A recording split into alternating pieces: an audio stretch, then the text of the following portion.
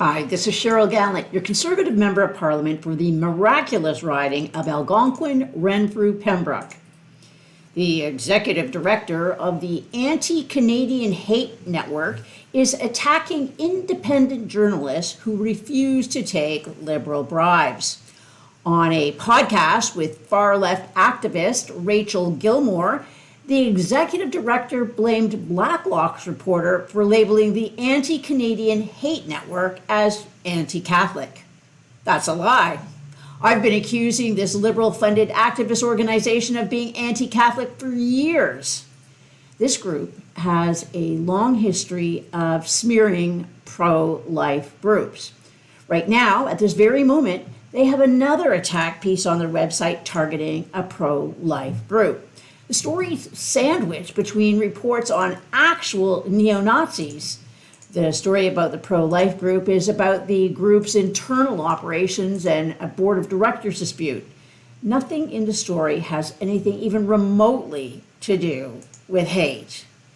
It's a story you might find in the Globe and Mail or the National Post. But when a group that claims it's an anti-hate organization posts a story, the natural implication is that this is a story about hate. This is precisely why the Liberals fund them. The goal is to smear Conservatives by association. That's why they repackage far-left groups as far-right. That's why they ignore the rise of far-left violence in Canada. Over 100 churches have been burnt to the ground in Canada. The Anti-Canadian Hate Network has nothing to say about that.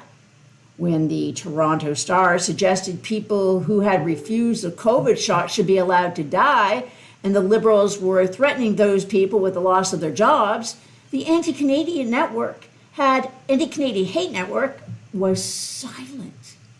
When Liberals used a fake emergency declaration to strip every Canadian of the right to protest, a textbook example of fascism, the Anti-Canadian Hate Network was silent. When far-left groups are caught on video attacking people in the street, the Anti-Canadian Hate Network is silent. These far-left radicals think silence is complicity. By engaging in selective denunciation, this group undermines its stated goal of eliminating hate. In fact, the more the Liberals spend on anti-hate, the worse the hate seems to get. The CBC has a secret policy to silence Conservatives. In a shocking podcast, former CBC host Travis Danraj shared recordings in which CBC management revealed its policy to ban Conservatives from appearing on CBC programs. There was even a subtle acknowledgement that CBC management knows that certain hosts are biased against Conservatives. Take a look. If the leader, the Conservative leader, wanted to come on your program, what would happen? Well, yeah, I said it would. If Pierre Poilievre wanted to come on Canada Tonight, what would be the case? And this is just how ridiculous it's gotten. So we'll listen to that clip. Let's take a listen. So, I keep saying this hypothetical situation where they approach us with an interview, and the answer is always, "I will connect you with my friends at Power Politics because it is our premier politics show." and they say, "Sorry, we don't want to do the interview." You've done your part. You are looking out for CBC News because you understand, may not agree with, but understand that's the approach we've taken for now. Okay.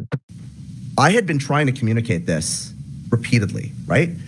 Because were there Liberals on? Yeah. Were there NDP folks on the network? Yes. Folks from the Green Party? Yes. Did we have a robust level of Conservative MPs on the network? No, we didn't, because the Conservatives had made the decision not to go on certain programs because their view of things was that those hosts weren't fair. Mm-hmm. Now, people can make their own decisions as to whether or not that is the case. And what I said to them, and I'm going to read you part of this email that I sent to the people that make these decisions.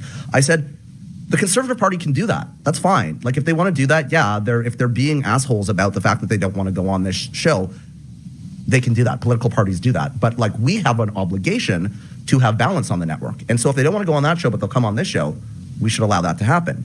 Why can't they get interviews with conservatives? Well, you know why. I know why. Yeah. Yeah. And so the decision of the CBC has been instead to silence. But we also have decided not to let a political party dictate how they show up. To what end? Well, that's the decisions that we have to make as managers. Right. So how's this going to play out during the election? That's for us to figure out, isn't it? It is. And so ragging the puck until Travis, I get it. You don't agree with our decisions. You don't agree with our approach. Okay? These were not the words of a disgruntled employee. The CBC has a secret policy to keep conservatives off the air.